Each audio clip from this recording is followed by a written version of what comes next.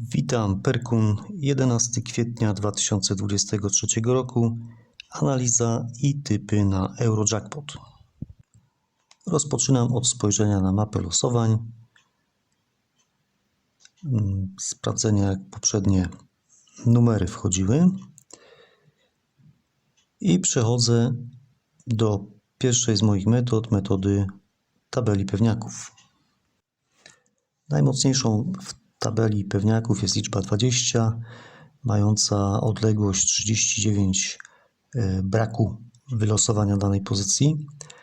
Potem są liczby 49, 17, 34. Oczywiście liczby notuję w notatniku.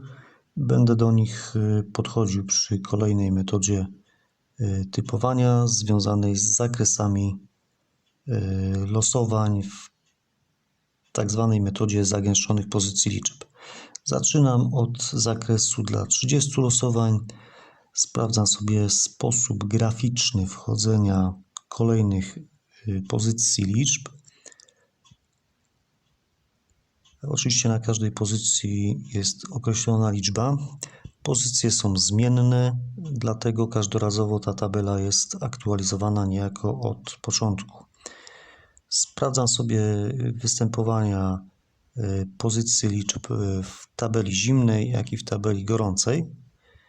I w zależności od poprzedniego losowania, od poprzedniej ilości liczb gorących i liczb zimnych, próbuję sobie tak dostosować dobór typów, żeby mniej więcej wybrać takie, które teoretycznie powinny w tej chwili się pojawić.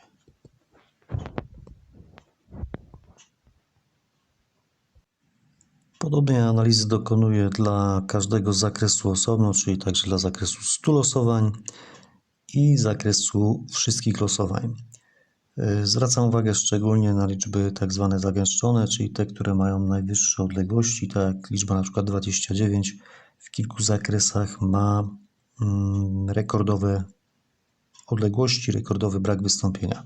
Oczywiście wszystkie informacje notuję w notatniku dla każdego zakresu osobno i kompleksowo po sprawdzeniu każdej możliwej opcji zapisuję to sobie oczywiście po kolei i wybieram 10 liczb, które mają według mnie największe szanse dzisiaj. Są to liczby 4, 6, 13, 17, 20, 22, 34, 44, 45 i 49.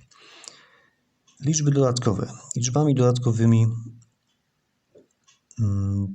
zajmuję się podobnie jak w poprzednich losowaniach, czyli próbuję je znaleźć na mapie losowań liczb dodatkowych. Tu cały czas moją wiodącą liczbą, którą też dzisiaj zastosuję, jest liczba 4. Analizując sposób wchodzenia podobny w stosunku do poprzednich losowań, jest duża szansa, że właśnie po piątce wejdzie 4. Przy czym mieliśmy taką sytuację, że 5, 10 też już kiedyś weszło, wtedy się powtórzyła 5 i weszła 4. Uważam, że będzie w tej chwili odwrotna sytuacja, czyli wejdzie 4, ale powtórzy się 10.